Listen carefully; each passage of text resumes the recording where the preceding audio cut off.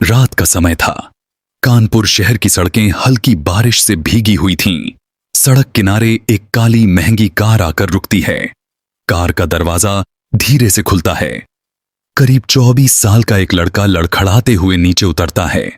हाथ में शराब की बोतल, आंखों में गहरा दर्द, चेहरे पर ऐसा अकेलापन जैसे उसने जिंदगी में सब कुछ खो दिया हो। उसका नाम था रणदीप। वो धीरे धीरे सड़क पर आगे बढ़ता है। हर कदम पर उसकी आंखों के सामने पुरानी यादें घूम रही थीं। तभी अचानक एक कमजोर सी लड़की भागते हुए आकर उससे टकरा जाती है।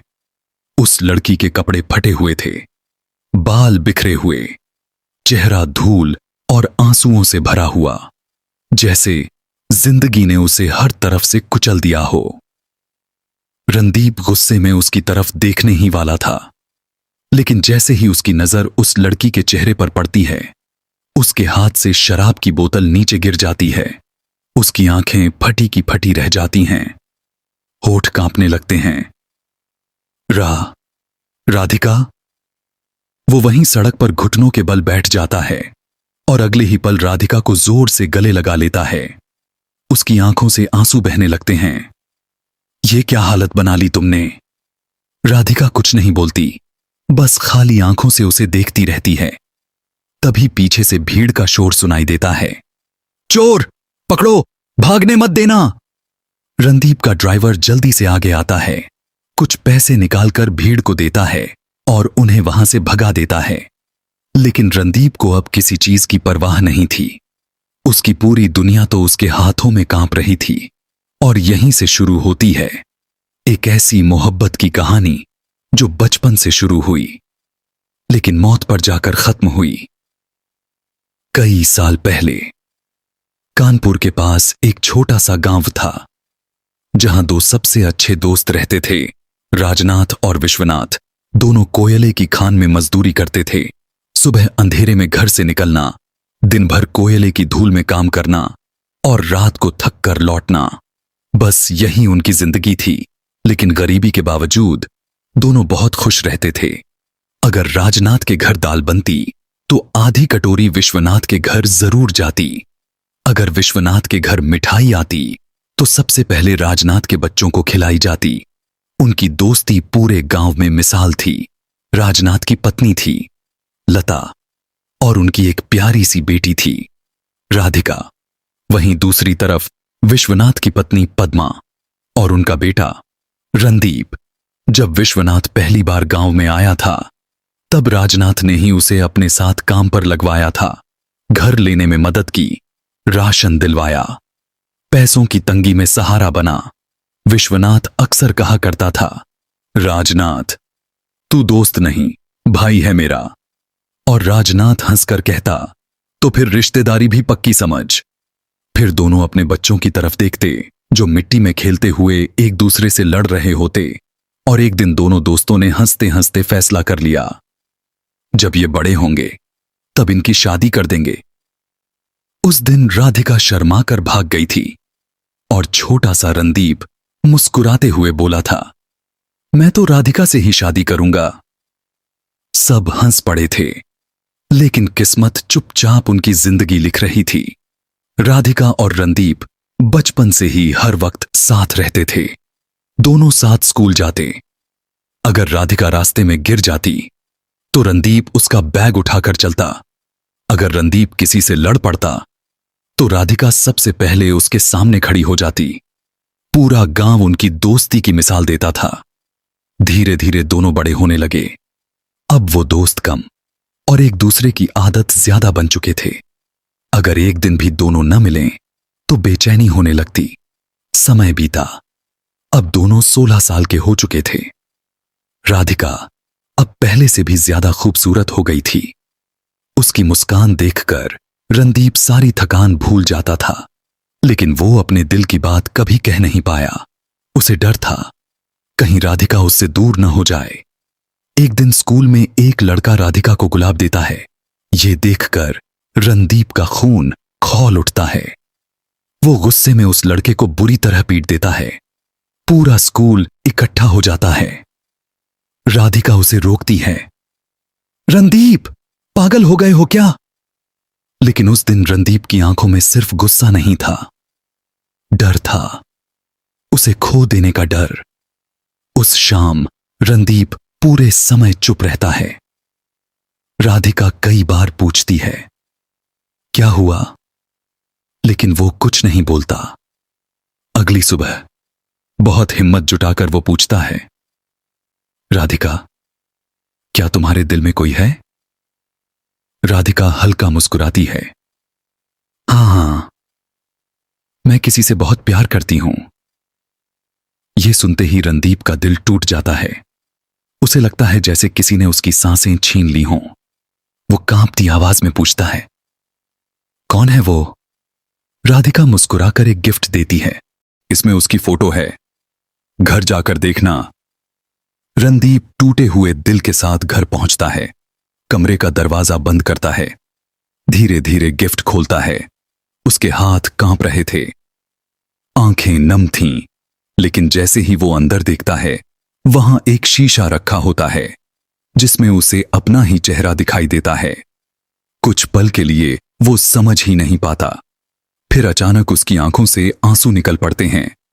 वो हंसते हंसते रोने लगता है, क्योंकि जिस लड़की से वो प्यार करता था वो भी उसी से प्यार करती थी। और बाहर खिड़की के पीछे छुपी राधिका उसकी खुशी देखकर मुस्कुरा रही होती है। अगले दिन रणदीप गुस्से वाला चेहरा बनाकर उसके पास जाता है। ज्यादा मजाक मत किया करो, बोर्ड के एग्जाम आने वाले हैं। और उसे एक किताब देकर चला जाता है। राधिका हैरान होकर किताब खोलती है। अंदर एक लाल गुलाब रखा होता है और उस पर लिखा था, आई लव यू मेरी गुलाबो। उस दिन पहली बार राधिका रोते हुए मुस्कुराई थी, क्योंकि उसे उसका प्यार मिल चुका था। लेकिन जिंदगी को उनकी खुशियां मंजूर नहीं थीं। उस दिन स्कूल से लौटते समय राधिका और रणदीप पूरे रास्ते मुस्कुरा रहे थे। दोनों पहली बार खुलकर एक दूसरे से प्यार की बातें कर रहे थे। राधिका बार बार शर्माकर नीचे देख रही थी और रणदीप उसे देखकर मन ही मन सोच रहा था, काश ये रास्ता कभी खत्म ही ना हो। लेकिन जैसे ही दोनों राधिका के घर के पास पहुंचे, वहां भीड़ लगी हुई थी। औरतों के रोने की आवाजें आ रही थीं। राधिका घबराकर भागी। मां! वो अंदर पहुंची तो उसकी मां लता जमीन पर पड़ी थीं। पास में गांव की औरतें रो रही थीं। किसी ने धीरे से कहा, बेटी, तुम्हारी मां अब नहीं रही। ये सुनते ही राधिका के पैरों तले जमीन खिसक गई। वो अपनी मां के शव से लिपटकर जोर जोर से रोने लगी। मां उठो ना, देखो मैं आ गई। मां, मुझे छोड़कर मत जाओ। उसकी चीखें सुनकर वहां खड़े लोगों की आंखें भी भर आईं। रणदीप भी दरवाजे पर खड़ा रो रहा था।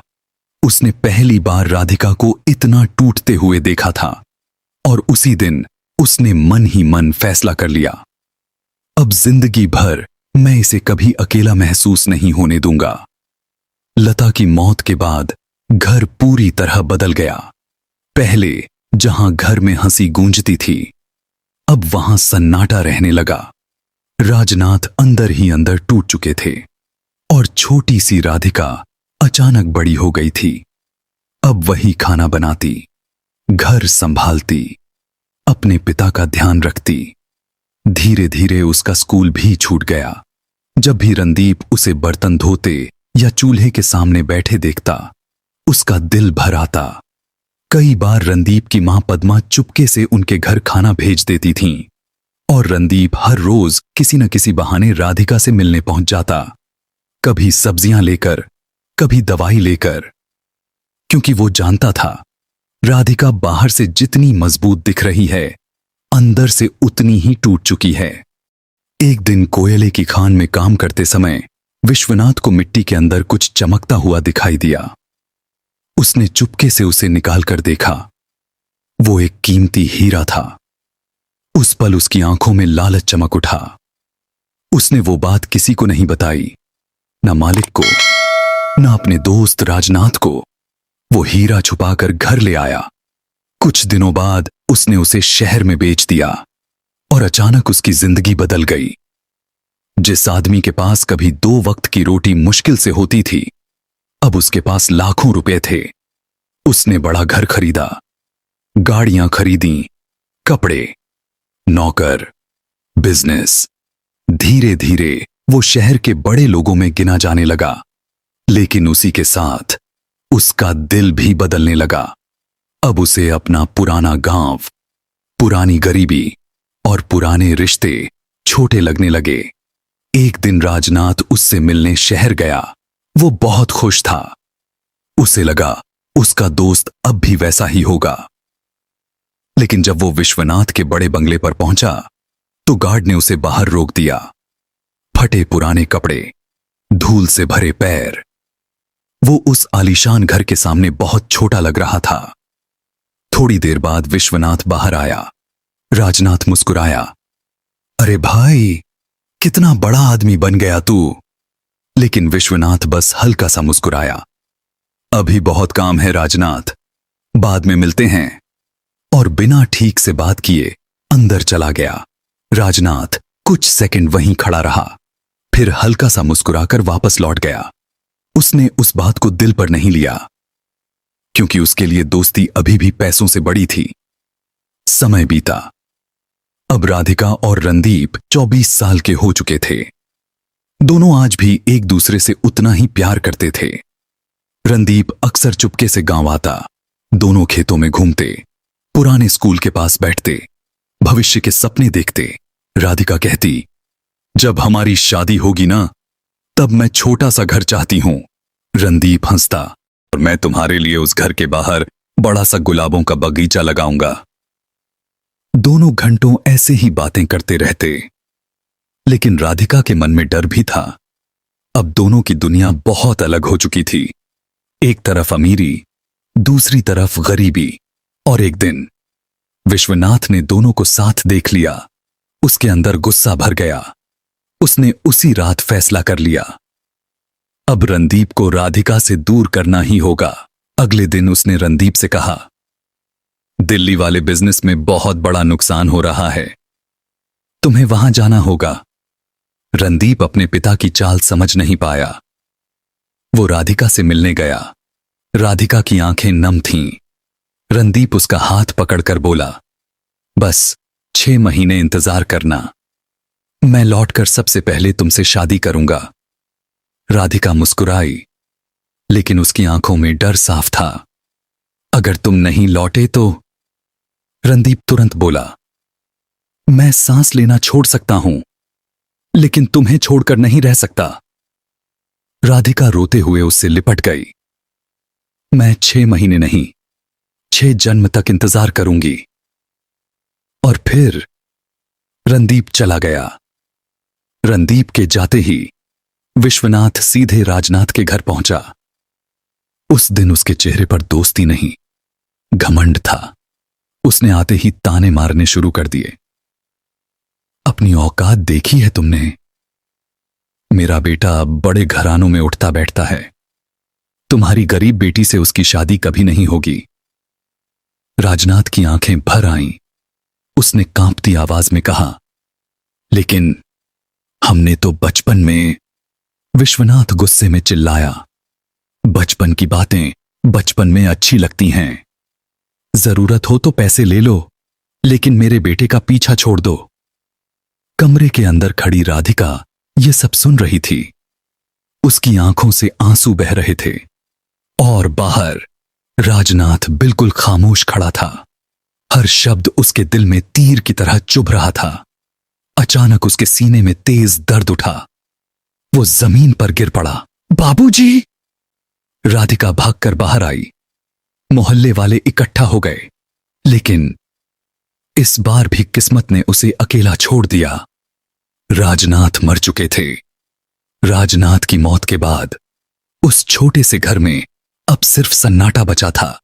जहां कभी राधिका की हंसी गूंजती थी, अब वहां सिर्फ रोने की आवाजें थीं। जिस इंसान पर उसे सबसे ज्यादा भरोसा था, वो रणदीप भी उससे बहुत दूर जा चुका था।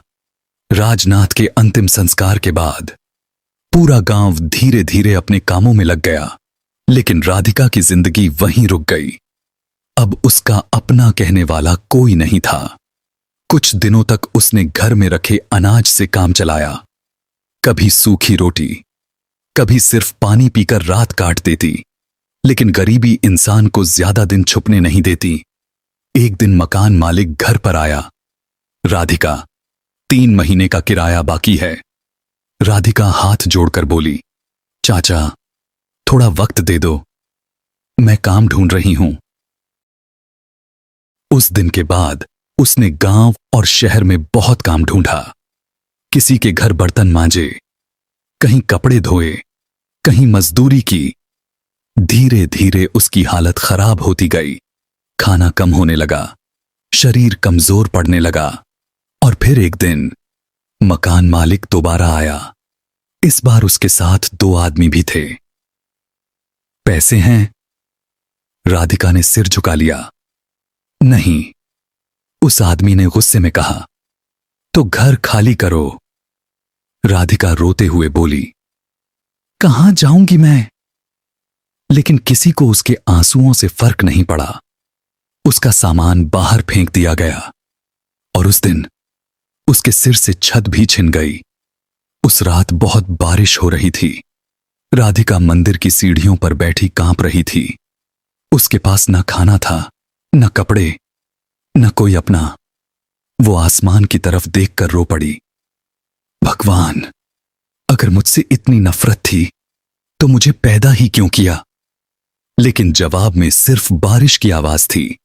धीरे धीरे उसकी जिंदगी फुटपाथों पर गुजरने लगी। कभी मंदिर के बाहर सोती, कभी बस स्टैंड पर। भूख इतनी बढ़ गई थी कि अब उसे भीख मांगनी पड़ रही थी।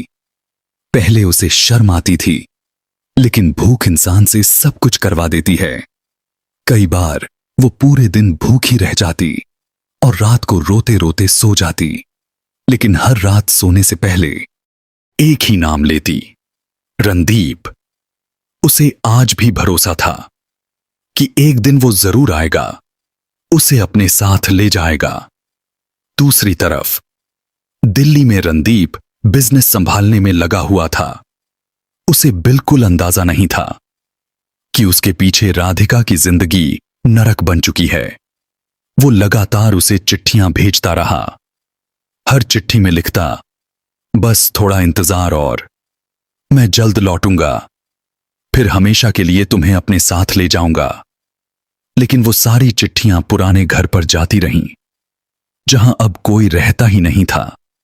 और विश्वनाथ चालाकी से उसे हर बार किसी न किसी बहाने रोकता रहा। 6 महीने, फिर 8 महीने, फिर पूरा 1 साल गुजर गया। जब रणदीप वापस कानपुर लौटा तो सबसे पहले राधिका के घर गया, लेकिन वहां ताला लगा था। उसका दिल जोर से धड़कने लगा। उसने पड़ोसियों से पूछा, राधिका कहां है? एक बूढ़ी औरत बोली, बेटा, उसके बाप के मरने के बाद उसकी हालत बहुत खराब हो गई थी। फिर एक दिन वो कहीं चली गई, किसी को नहीं पता कहां। ये सुनते ही रणदीप के पैरों तले जमीन खिसक गई। उसकी आंखें भर आईं। उसे ऐसा लगा जैसे उसकी सांसें रुक गई हों। उस दिन के बाद रणदीप पागलों की तरह उसे ढूंढने लगा। हर मंदिर, हर सड़क, हर बस स्टैंड, वो हर जगह राधिका को तलाश करता। कई रातें उसने बिना सोए गुजार दी। धीरे धीरे उसने खाना छोड़ दिया और शराब पीना शुरू कर दिया। उसकी हालत बिगड़ती जा रही थी। विश्वनाथ पहली बार डर गया था, क्योंकि उसका बेटा अंदर से टूट चुका था। एक दिन रणदीप शराब के नशे में रोते हुए बोला, अगर राधिका नहीं मिली तो मैं भी नहीं बचूंगा। उस दिन पहली बार विश्वनाथ को अपनी गलती का एहसास हुआ। उसे समझ आ गया कि उसने अपने बेटे से उसकी जिंदगी छीन ली है। इसके बाद विश्वनाथ ने भी राधिका को ढूंढना शुरू किया। उसने अपने लोगों को हर जगह भेजा, लेकिन महीनों तक कोई खबर नहीं मिली। फिर एक दिन एक आदमी ने आकर बताया, साहब, शायद वो लड़की मैगी पॉइंट के पास दिखी थी। ये सुनते ही रणदीप तुरंत वहां जाने के लिए निकल पड़ा। और फिर वही बारिश वाली रात आई, वही सड़क, वही टक्कर जिसने उसकी जिंदगी बदल दी। बारिश लगातार हो रही थी, सड़क की लाइटें पानी में चमक रही थीं। रणदीप लड़खड़ाते कदमों से आगे बढ़ रहा था, हाथ में शराब की बोतल, आंखों में टूटा हुआ इंतजार। तभी एक कमजोर सी लड़की भागते हुए आकर उससे टकरा जाती है। रणदीप पहले गुस्से में उसकी तरफ देखता है, लेकिन अगले ही पल उसकी सांसें रुक जाती हैं। वो चेहरा, वो आंखें, वो बिखरे बाल। राधिका। उसके हाथ से शराब की बोतल नीचे गिर जाती है। वो कांपते हुए हाथों से उसका चेहरा पकड़ लेता है।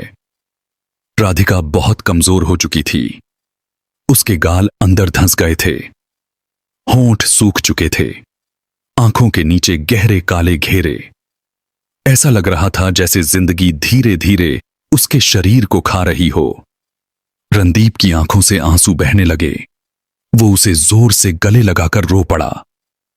मैं आ गया राधिका, देखो मैं आ गया।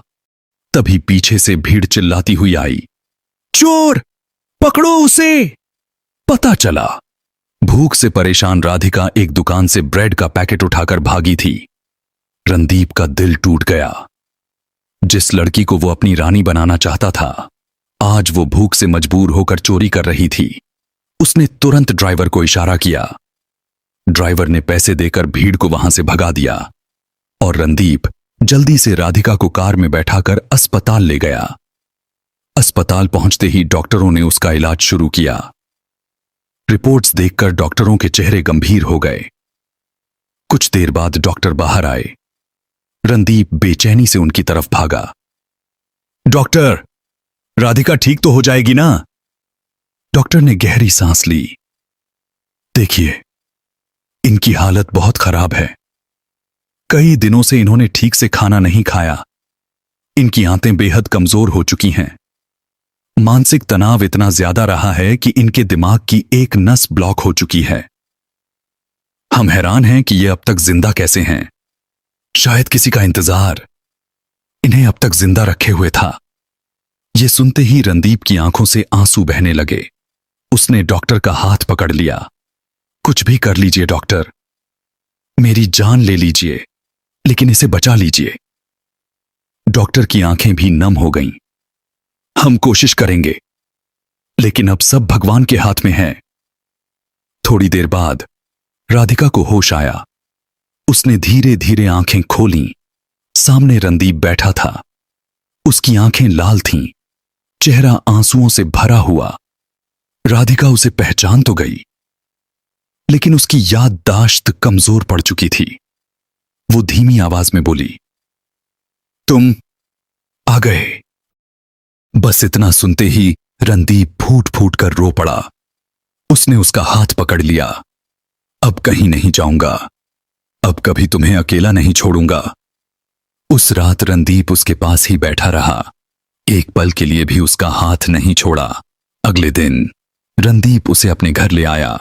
विश्वनाथ भी राधिका की हालत देखकर टूट चुका था। जिस लड़की को उसने गरीब कहकर ठुकरा दिया था, आज उसी की वजह से उसका बेटा जिंदा था। उसने रोते हुए राधिका के सिर पर हाथ रखा। बेटी, मुझे माफ कर दो। लेकिन राधिका सिर्फ हल्का सा मुस्कुरा दी, जैसे अब उसके अंदर शिकायत करने की ताकत भी नहीं बची थी। दिन गुजरने लगे। रणदीप हर पल उसका ख्याल रखता, उसे अपने हाथों से खाना खिलाता, दवाई देता, उसके बाल संवारता, रात को उसके पास बैठकर पुरानी बातें सुनाता। कभी कभी राधिका हल्का मुस्कुरा देती, लेकिन धीरे धीरे उसकी याददाश्त और कमजोर होने लगी। कई बार वो रणदीप को पहचानती और कई बार पूछती, आप कौन हैं? ये सुनकर रणदीप अंदर से टूट जाता, लेकिन फिर भी मुस्कुराकर कहता, मैं वही हूं जो तुमसे बहुत प्यार करता है। एक रात राधिका अचानक बोली, रणदीप, याद है तुमने कहा था मुझे अपनी दुल्हन बनाओगे? रणदीप की आंखें भर आईं। उसने तुरंत उसका हाथ पकड़ लिया। हां, और मैं अपना वादा जरूर पूरा करूंगा। उसी पल उसने फैसला कर लिया कि चाहे जो हो जाए, वो राधिका को उसकी आखिरी सांस से पहले अपनी पत्नी बनाएगा। कुछ दिनों बाद घर में शादी की तैयारियां शुरू हुईं, लेकिन ये खुशियों वाली शादी नहीं थी। हर सजावट में दर्द छुपा था, हर मुस्कान के पीछे आंसू थे। राधिका को लाल जोड़े में तैयार किया गया। वो बहुत कमजोर हो चुकी थी, लेकिन उस दिन भी बेहद खूबसूरत लग रही थी। जब रणदीप ने उसे दुल्हन के रूप में देखा तो उसकी आंखों से आंसू बह निकले। वो मन ही मन सोच रहा था, काश ये दिन ऐसे नहीं, खुशियों के साथ आया होता। दोनों मंडप में बैठे, पंडित मंत्र पढ़ने लगे। फेरे शुरू हुए। पहला फेरा, दूसरा, तीसरा। हर फेरे के साथ रणदीप की आंखें भरती जा रही थीं। उसे डर लग रहा था, जैसे समय उसके हाथों से फिसल रहा हो। फिर 7वें फेरे से ठीक पहले राधिका को अचानक तेज खांसी आने लगी और अगले ही पल उसके मुंह से खून निकल पड़ा। पूरा मंडप घबरा गया। रणदीप ने तुरंत उसे संभाला, लेकिन अब उसकी नाक से भी खून बहने लगा था। उसका शरीर धीरे धीरे ढीला पड़ने लगा। वो जमीन पर गिर गई। राधिका! रणदीप चीख पड़ा। उसने उसे अपनी गोद में उठा लिया। आंसू उसके चेहरे पर गिर रहे थे। नहीं, तुम मुझे छोड़कर नहीं जा सकती। बस थोड़ा सा और, बस मेरा वादा पूरा होने दो। तभी राधिका की धुंधली आंखों में अचानक चमक आई, जैसे उसे सब कुछ याद आ गया हो। उसने कांपते हुए हाथ से रणदीप का चेहरा छुआ और धीमी आवाज में बोली, मैंने तुम्हारा बहुत इंतजार किया, हर रात, हर दिन। लेकिन शायद मेरी किस्मत में तुम्हारे साथ जिंदगी नहीं थी। मुझे माफ कर देना। रणदीप जोर जोर से सिर हिलाने लगा। नहीं, कुछ नहीं होगा तुम्हें। लेकिन राधिका हल्का सा मुस्कुराई। और हां, मुझे ज्यादा याद मत करना। किसी अच्छी लड़की से शादी कर लेना। तुम्हें खुश रहने का हक है।